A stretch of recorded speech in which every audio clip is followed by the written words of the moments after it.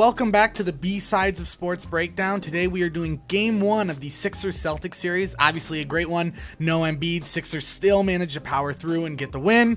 Really exciting game. Went down to the last possession. I really enjoyed it, and besides being a biased James Harden fan, I think as a fan, it was a really enjoyable game. Free throws didn't bog it down. A lot of high-octane shooting, as well as some really good performances, namely from Jason Tatum and James Harden.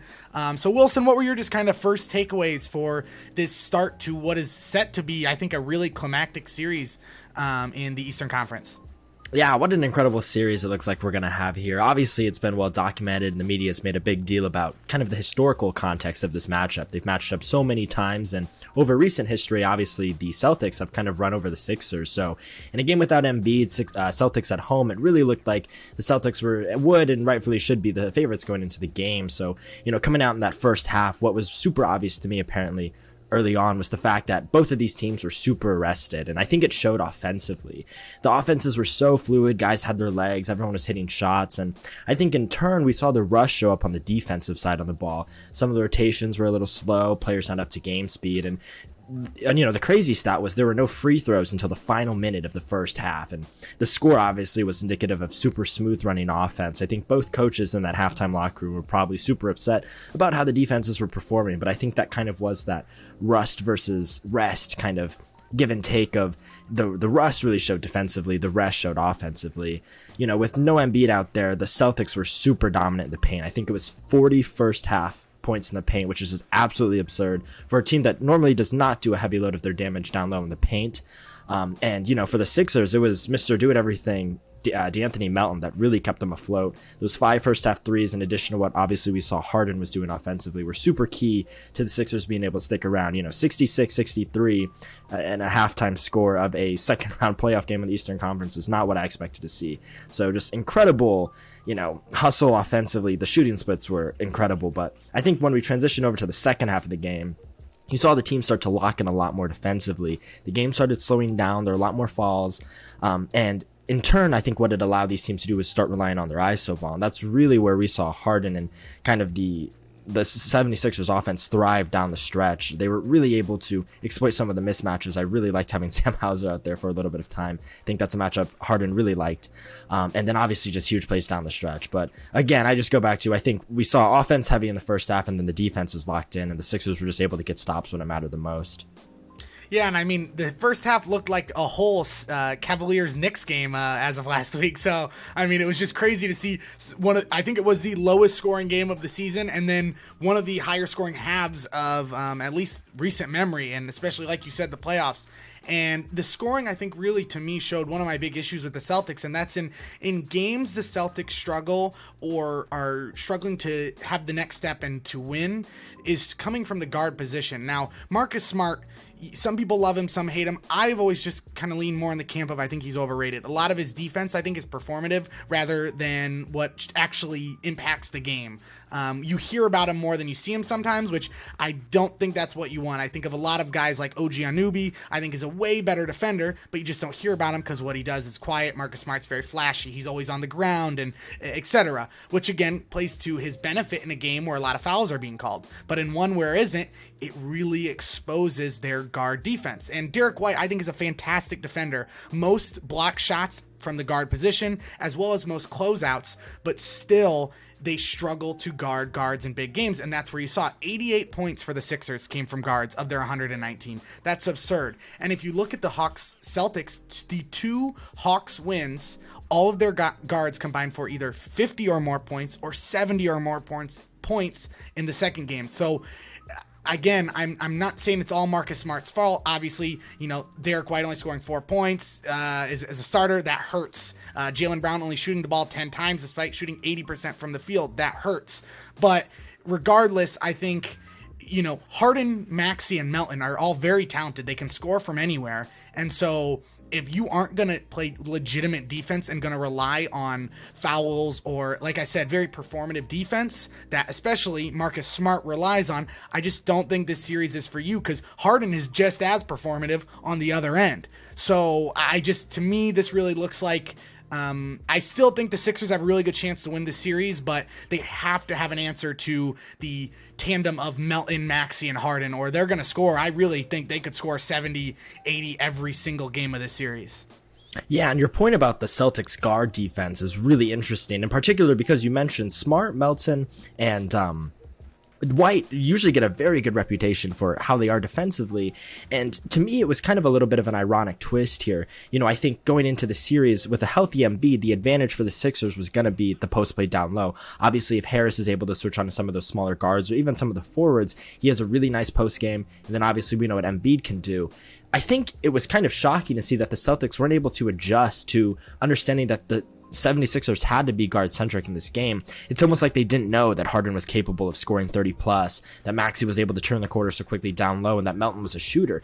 They were almost shocked by those factors, and it was interesting because you thought it was well publicized that Embiid was probably not going to go in this game one, and the Celtics just did not look prepared for that.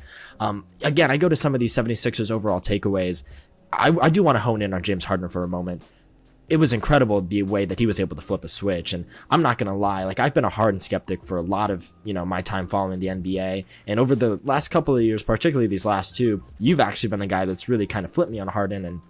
And going back and watching some of those Houston tapes, he's incredible in ISO, and we really saw that kind of showcase today. I think the aggression early on, paired with his ability to just consistently run that offense, whether it was creating for others or just finding his own shot, he really lived in the mid-range for a lot of this game today, which I really like to see. And down the stretch, I was getting a little bit concerned. I think he hit a 3 with about 5-6 minutes to go in the fourth, and then he got a little quiet. He missed a 3, had the offensive turnover. I thought that was a bad call, and he missed the layup. And as they're bringing the ball up when we were down 2, the back of my mind, I was like, is Harden going to kind of shrink from the moment, right? That's probably been an overblown point about his career, but it's true that Harden hasn't won a lot of these big games, and he doesn't have a lot of big moments where they've come out on top. And when he hit that 3, man, I was screaming, but I go back to, I really think he flipped a switch, and it came in tandem with, I loved his defensive effort, particularly in the second half. Again, I think he gets a really bad reputation for being a really poor defender.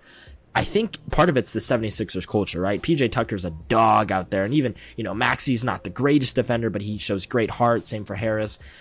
We know what Melton, McDaniels do. And Harden really dug down today. There were a lot of stretches down the game where the Sixers were either doing a 24-second shot clock violation for the Celtics offense, or they were just digging low, active hands, and I just love to see it. I think the two-way effort of Harden really set the tone for how the team played today, and they were just super poised down the stretch.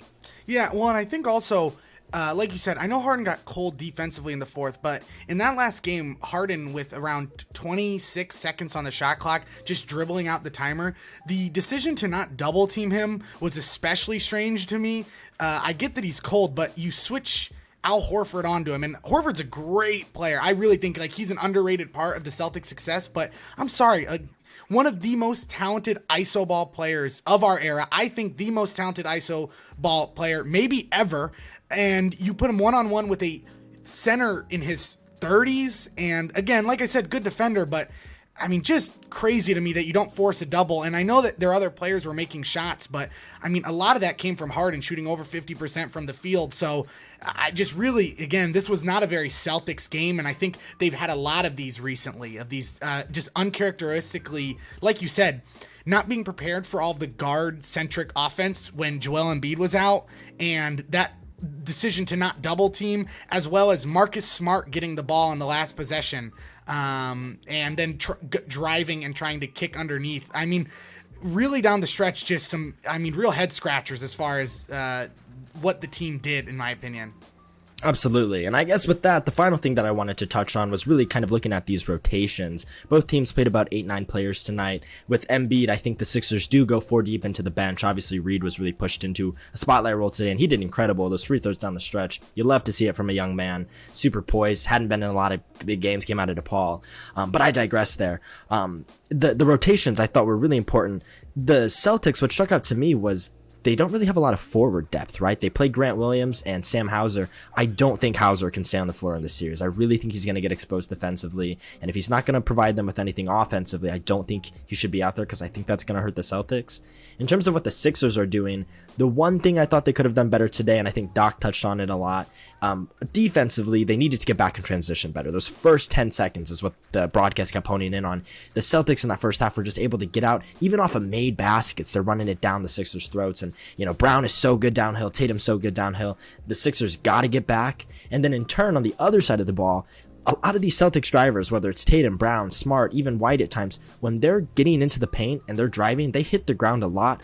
The Sixers have to push that 5-on-4. There are so many times today, and I know it's not really in the DNA of the Sixers to kind of run that fast break, but Maxey's a guy that wants to get out and run. Obviously, Harris can get there. We have a lot of guys that like to shoot that transition 3. I think we got to push that 5-and-4 more because that was one of the best advantages we had in the offense today. The Celtics defense, as poor as I looked at times today, is really solid in that half court. So I think pushing the 5-on-4 is something that we could look to do more in game 2.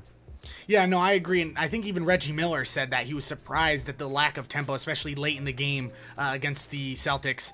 And without Embiid. Yeah, exactly. So you aren't limited by that. And Reed was even off the floor when they were saying that, and it was when Celtics went on a run. And then you look at, again, like you said, Maxey's really dynamic and loves running the court. That steal he got at the end of the shot clock on the Celtics real late to take the lead with under a minute. I mean, again, when you push the tempo, you really can just see what he can do with his speed. One-on-one, I mean, he's just unbelievable.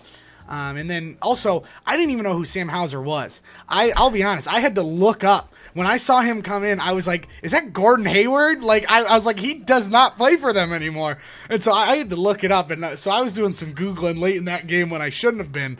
And I think just like you said, I mean, he literally only played 5 minutes, and I don't know what his plus or minus was in the game, but it really did feel like he just didn't really contribute anything. I don't even know if he shot the ball. I knew nothing about him. I mean, just like you said, they're forwards, and you saw with Jason Tatum carrying a lot of the load, scoring 39 points. I think you really see that in what they did. Absolutely. And, Tatum got quiet down the stretch there, too. Yeah. I don't know if it's a mentality thing. I don't know if it was fatigue, but they were relying a lot on Smart. And to his credit, he was delivering down the stretch. But, and it's kind of, again, I go back to the term ironic. Guys like Tatum and Harden have oftentimes gotten a reputation for kind of shrinking in the big moments. And today, one of them showed up and the other one didn't. So, I'm interested to see how those dynamics play out with the series moving forward. Embiid is obviously expected to be back in game 2. That obviously changes a lot for both sides of the ball for both of these teams. I'll be really interested to see what the adjustments the teams make in game 2 are going to be. And the one who showed up is the greatest shooting guard of the modern era, and that's James Harden. That's all I want to say. I'm just glad he finally had his game. I posted on my Instagram story. I even posted on my Facebook story. I don't even use Facebook, but just to finally show people that, Jesus, the dude is such a good player. Why are we still bad-mouthing him? I'm really glad he had that game. I mean, again, yeah, I don't want to bury the lead. 45 is just incredible, especially, we go back to Smart is a guy that won Depoy a year ago. And Harden was just putting everything in the basket. And I guess we didn't touch on it. It wasn't at the free throw line. Harden was just making shots. I think it was only 4 free throws on the day, shot over 50% from 3 and the field, as well as having 6 assists on top of that, being responsible for almost 60 points on your own with your best player out. That's exactly what you need, and it's what he did. If Harden's going to play like this, Sixers and 4 every series the rest of the way. Yeah, no kidding. But I think with that, we'll probably call it a close. We hope you guys enjoyed. Very excited to see how the rest of this series plays out. We're also going to have a podcast coming out later this week, previewing a lot of these second-round matchups, kind of giving our opinions like we did with the first round, so feel free to check that out. As always, we are available on Spotify and YouTube as per usual. Links will be down in the description, and we hope you guys have a good day, so see ya. Let's go Sixers.